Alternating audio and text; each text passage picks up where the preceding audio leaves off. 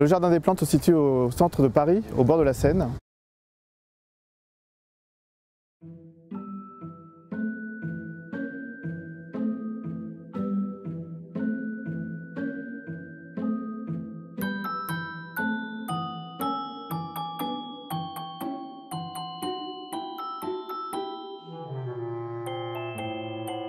Le Jardin des Plantes a été créé en 1636 et ouvert au public en 1640.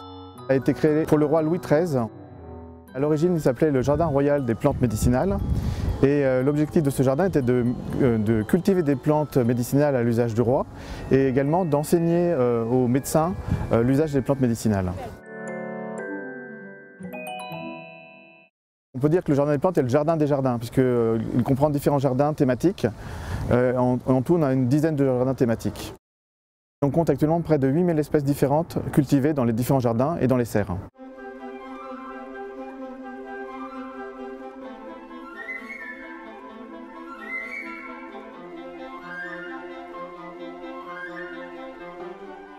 Il y a 4 serres au Jardin des Plantes qui permettent de présenter différents biotopes autour du monde. Et donc on peut faire ainsi un voyage autour du monde sans quitter Paris, sans quitter le cœur de Paris, le 5e arrondissement. Le Jardin des Plantes est un jardin botanique, c'est-à-dire qu'il présente des collections de plantes les plus diversifiées possibles. Nous avons la serre tropicale humide où nous sommes actuellement, la serre des déserts, la serre de Nouvelle-Calédonie ainsi que la serre de l'histoire des plantes. La spécificité du jardin botanique, c'est qu'on essaye de présenter toutes les plantes de manière pédagogique, donc dans une présentation qui va apprendre quelque chose au public. Et chacune des plantes est référencée et enregistrée dans une base de données.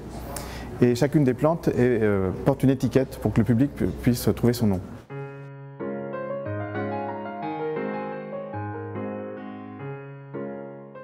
Quand on se promène dans le jardin alpin, on passe d'un massif à l'autre en suivant des petites allées sinueuses. Et donc on passe d'un continent à l'autre en quelques mètres. Donc on passe de l'Himalaya à la Chine, au Japon. On découvre plein d'espèces différentes, chacune dans leur milieu reconstitué.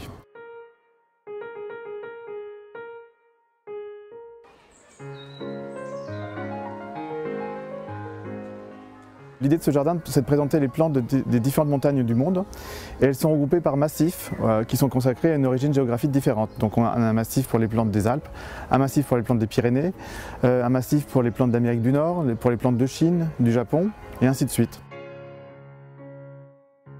On a pas mal d'espèces assez emblématiques des montagnes, des espèces particulières. Par exemple, on a les gentianes bleues qui sont typiques des montagnes d'Europe. Mais on a aussi des plantes de l'Himalaya comme des rhododendrons qu'on voit au fond avec des grandes fleurs mauves. Et puis on a des plantes de Chine aussi.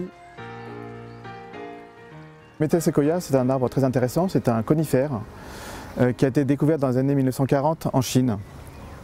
Et en 1947, il y a une expédition américano-chinoise qui est allée récolter des graines et qui a permis d'envoyer ces graines à travers tous les jardins botaniques du monde.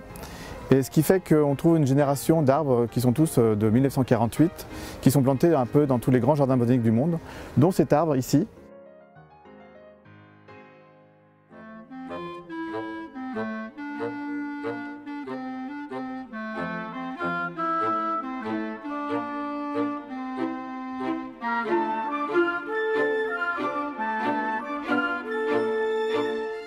Nous sommes ici dans l'école de botanique, qui est un jardin particulier, qui est un peu le cœur du jardin des plantes. C'est un jardin qui a pour but de présenter la diversité des plantes qui poussent dans les régions tempérées. Donc ici, toutes les plantes sont rassemblées par famille et par groupe de parenté.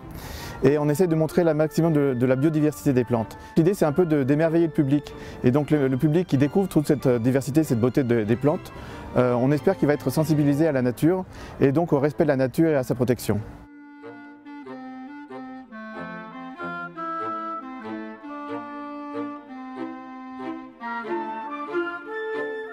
Le jardin est ouvert au public toute l'année et on accueille énormément de visiteurs de tout genre.